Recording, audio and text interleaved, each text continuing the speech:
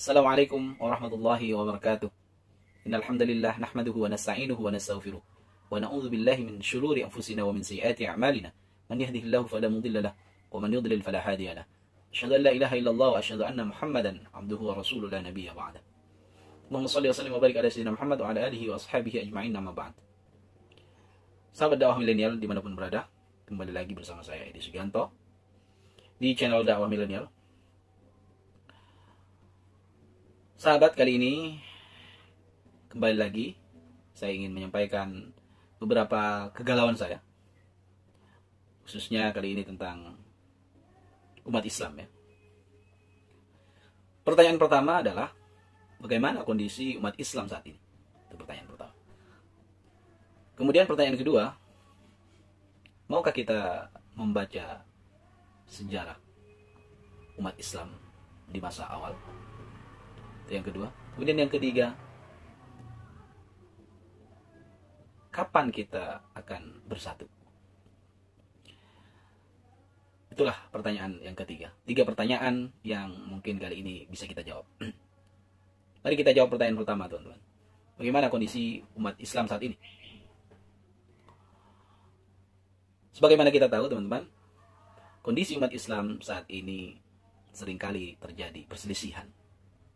Mungkin teman-teman semuanya sepakat dengan ini. Belakangan mungkin kita ribut dengan tua masjid, atau sebelumnya mungkin banyak sekali yang terjadi. Hal-hal yang mungkin tidak terlalu penting diperdebatkan gitu, tapi menjadi masalah yang sangat besar ya, di tengah umat. Apa sebenarnya yang terjadi? Kita mungkin coba dari perspektif sejarah ya. Kalau kita baca sejarah, sekaligus membahas pertanyaan yang kedua tadi ya, maukah kita membaca sejarah? Kalau kita baca sejarah umat Islam di masa lalu ya, ketika Rasulullah masih berada di tengah-tengah umat Islam, kita tahu banyak sekali orang-orang di luar Islam itu sangat benci dengan Islam sendiri. Misalnya kita baca sejarah kaum Aus dan Khazraj ya. Kaum Aus dan Khazraj. Teman-teman bisa baca di dalam Al-Quran, baik itu tafsirnya atau asbabun nuzulnya dan lain sebagainya. Teman-teman bisa baca di dalam Quran surat Ali Imran. Ali Imran ayat 98 sampai 103 ya. Dimana di situ dijelaskan panjang lebar oleh banyak mufassir ya, bahwa dahulu kala teman-teman ada kaum Aus dan Khazraj. Kaum Aus dan Khazraj ini sudah lama menetap di Yathrib ya. Yathrib itu nama lain atau nama lama dari kota Madinah ya. Kebiasaan dua kaum ini, Aus dan Khazraj ini, adalah berselisih teman-teman di masa jahiliyah, di masa sebelum Islam ya. Berselisih, berperang, menumpahkan darah. Itulah kebiasaan dua kaum ini. Padahal kita tahu Aus dan Khazraj ya, di beberapa sejarah disebutkan bahwa dua kaum ini adalah dua saudara sebenarnya, tapi karena dihasut oleh banyak hal kemudian sering menumpahkan darah malah. Setelah Islam datang, kemudian Rasulullah menyatukan dua kaum ini di Madinah, kaum Aus dan Khazraj ini. Tentu banyak yang gak suka. Misalnya kita baca di dalam sejarah, ada seorang Yahudi namanya Syas bin Qais. Syas bin Qais.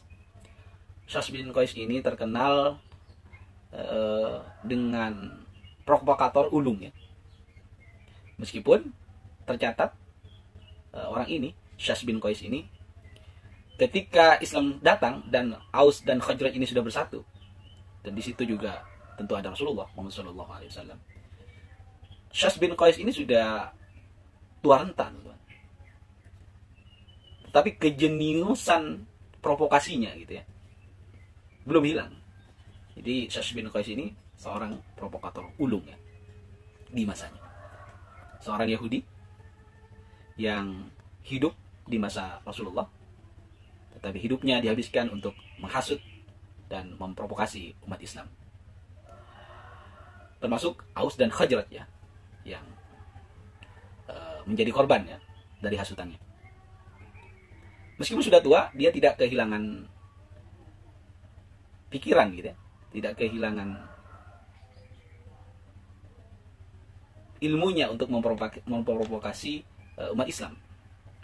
Kemudian pada suatu ketika, Syas bin Qais ini mengutus anak muda, mengutus anak muda ke tengah-tengah Aus dan Khazraj yang sudah bersatu.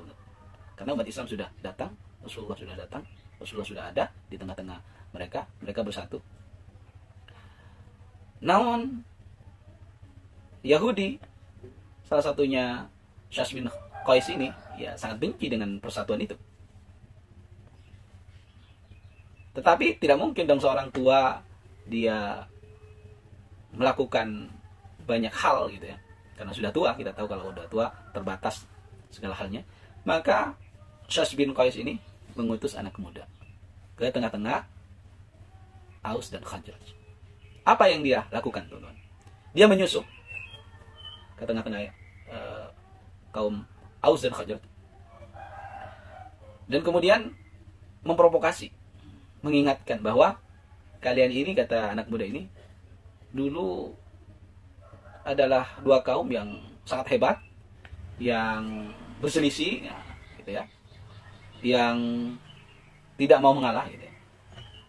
Pokoknya diingatkan tentang masa lalu pada masa jahiliyah. Salah satunya mungkin disebutkan di dalam tafsir gitu ya. Anak muda ini mengingatkan tentang Bu'ats ya. Kejadian Bu'ats. Bu'ats itu adalah perang di masa jahiliyah yang dimenangkan oleh kaum Aus. Singkat cerita, kemudian kaum Aus dan Khazraj ini kembali terbakar gitu ya, emosinya ya. Kedua belah pihak ini kemudian kembali terbakar.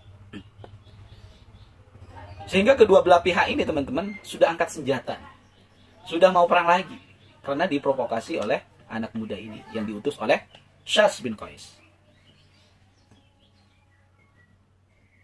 Kemudian setelah keduanya mengangkat senjata, tentu beberapa sahabat melaporkan kepada Rasulullah, wahai Rasulullah, kaum Aus dan Khazraj ini kembali mengangkat senjata karena hasutan anak muda yang diutus oleh Syas bin Qais. Maka kemudian Rasulullah segera mendatangi dua kaum ini, kaum Aus dan Khazraj, dan mengingatkan bahwa Islam itu dahulu datang menyatukan kalian berdua, mendamaikan kalian berdua, dan kalian hidup tentram, hidup damai, dan lain sebagainya. Masa sih kalian mau kembali lagi ke masa jahiliyah dahulu, bertempur, nggak ada habis-habisnya, dan kalian hidup miskin, sengsara, dan lain sebagainya. Nah, setelah kemudian Rasulullah menjelaskan panjang lebar pada kaum Aus dan Khazraj ini, kemudian mereka tersadar, oh iya ya, ternyata kita ini terprovokasi ya, termakan oleh provokasi dari pihak luar ya. Itu pihak anak muda tadi yang diutus oleh Syas bin Qais. Sahabat, teman-teman dimanapun berada, itulah bahaya dari penyusup dan penghasut gitu. Sehingga kalau kita lihat kondisi umat Islam saat ini, saya pikir banyak yang nggak suka ketika umat Islam bersatu. Banyak yang nggak suka antara ormas yang satu dengan ormas yang lain di dalam Islam bersatu, itu nggak ada yang suka dari pihak luar. Pastinya tidak semua dari mereka itu jahat.